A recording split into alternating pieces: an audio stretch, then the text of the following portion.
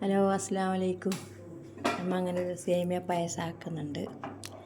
1 litre പാല്, കുറച്ച് സേമിയ, പിന്നെ ബദാം, പിസ്ത.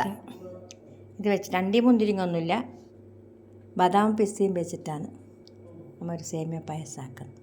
നമുക്കൊന്ന് ആക്കി നോക്കിയാലോ? ആക്കട്ടെ. ഒരു 6 സ്പൂണ് പഞ്ചസാര ഇടാം. അത് നമുക്ക് അരിയിൽ ചേർക്കാമല്ലോ. നല്ല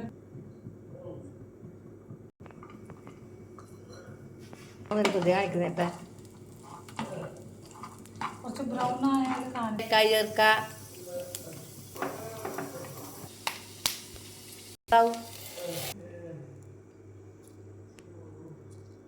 പായസം ഇവിടെ റെഡിയായി.